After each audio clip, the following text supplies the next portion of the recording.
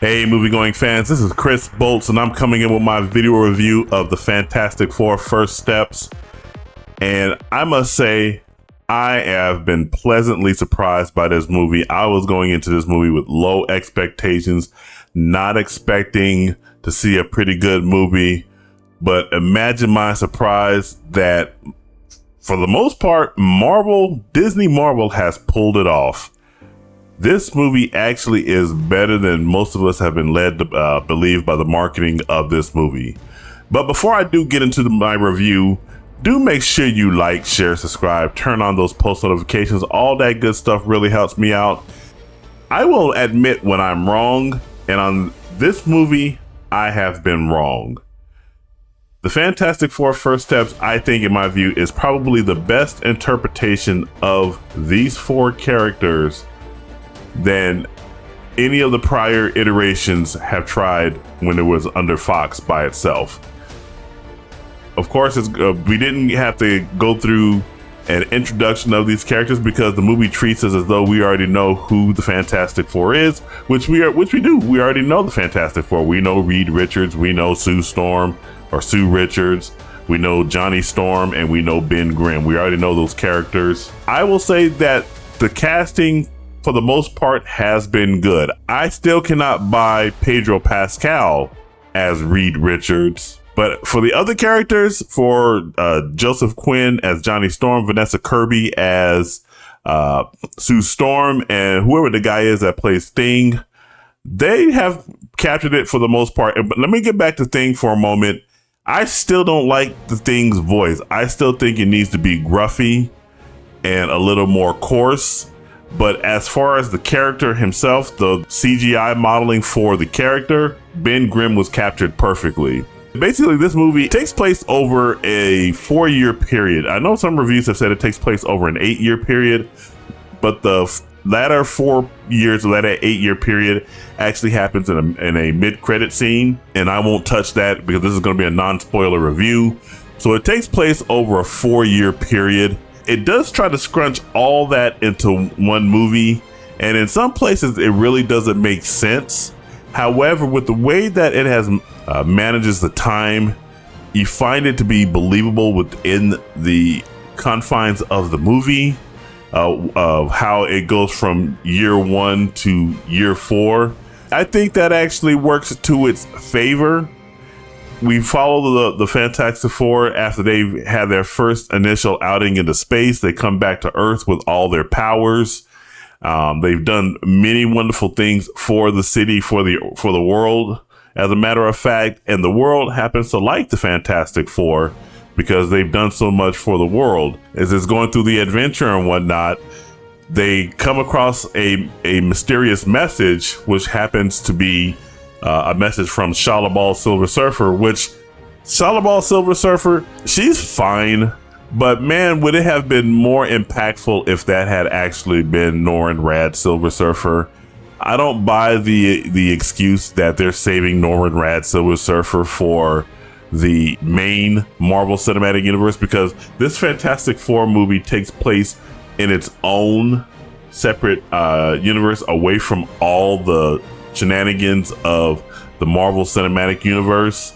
So it's not really considered to be part of the MCU, although if you watched the Thunderbolts, you probably didn't, because that movie really bombed, even though I did like that movie as well. At the end of the credit scene, they show a ship that's coming out of hyperspace to their world. So they do get introduced into the Marvel Cinematic Universe, although I don't want to spoil anything, but I will say that this movie does not set it up for that. So there has to be some other type of hook that's going to happen in future movies. And it already does say that this is going to be that the Fantastic Four are going to reappear in Avengers Doomsday. So there's going to have to be some type of hook in that movie that connects the Fantastic Four world, which is considered Earth 828, to the Marvel Cinematic Universe, which I think they consider to be Earth 616, just like it is in the Marvel comics.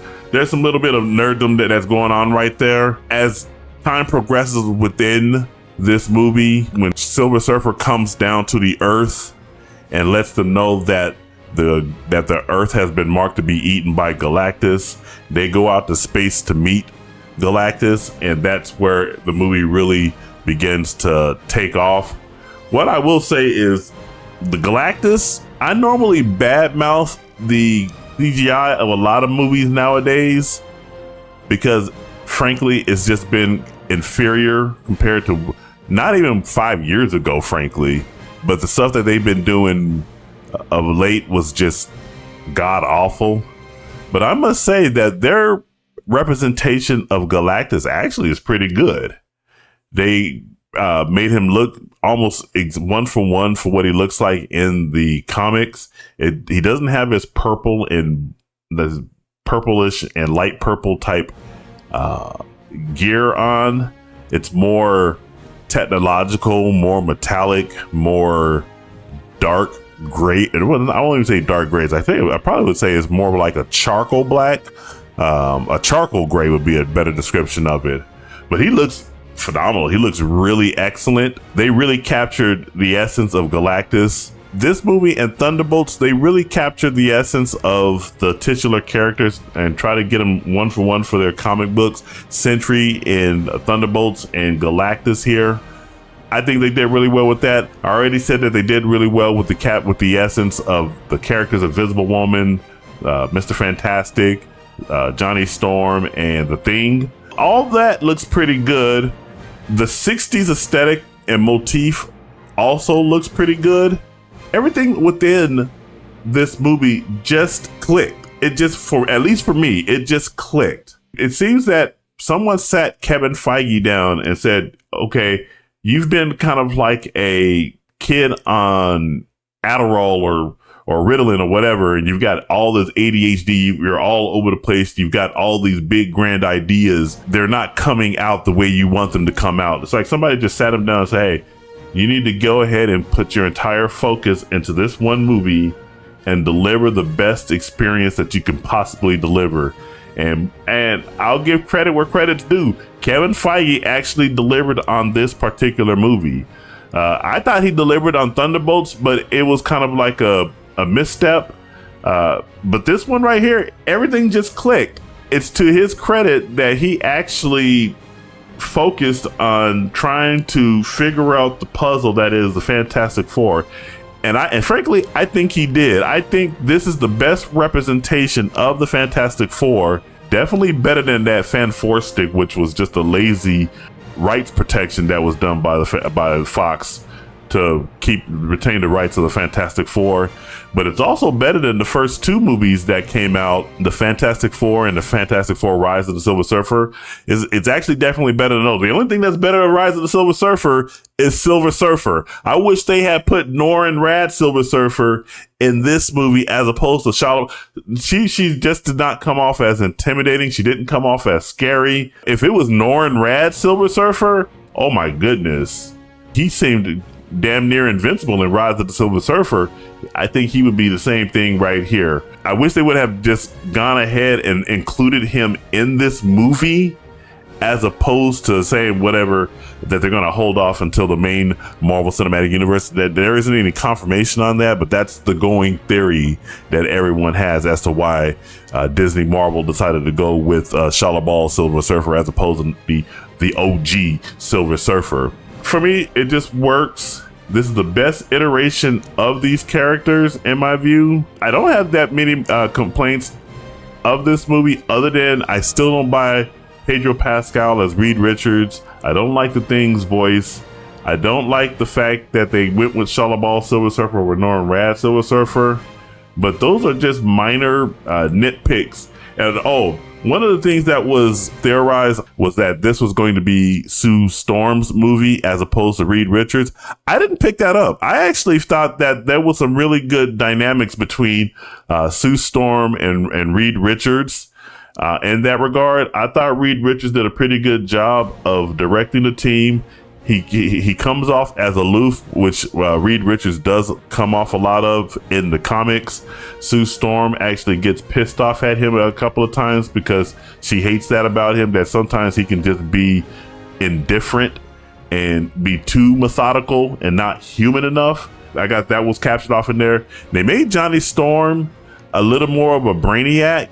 he didn't come off as boring as I thought he would. When Joseph Quinn came out and said that Johnny Storm would not be the type of womanizer that he was portrayed in other movies, it actually works in this movie that he wasn't that much of a womanizer. He actually, this isn't that much of a spoiler, but he really did. I think he kind of fell in love with Shalabal Silver Surfer. I read a review that basically said that was probably the reason why that they sex swapped the Silver Surfer, so they can have that dynamic between Johnny Storm and Shalabal Silver Surfer. I thought it worked. Ben Grimm had a budding love interest with a teacher, which I thought was pretty cute and everything like that. I really like it when these shows start trying to concentrate on heterosexual relationships. This is a really good movie to go take the family to go see. I really think that this movie is going to do really well. My theater, and I watched it on a Thursday, it was pretty much 90 to 95% capacity, which completely outdid Superman. I know some of us were predicting that Superman was going to do better than Fantastic Four.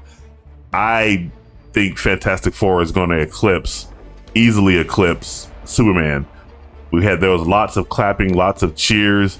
And when the mid-credit scene came on, everybody was surprised. I wasn't, because it was already spoiled, but I won't spoil it here for you guys or anything, so you guys can go in and watch that yourself. Overall, I'm giving this movie an 8 out of 10. The same that I gave for Thunderbolts. This movie is absolutely better than James Gunn's Superman. I would highly recommend you guys go check this movie out in the theaters. It's the best way to go ahead and experience watching Galactus and watching. Hey, this is me after post-production. Unfortunately, my cord fell out of my microphone, so it didn't record the volume at this point in time. But overall, once again, go check out Fantastic Four First Steps in the theaters. Make sure you guys do like, share, subscribe, turn on the post notifications. And this is Chris Bolt signing off, and I will catch you guys in the next video. You take it easy.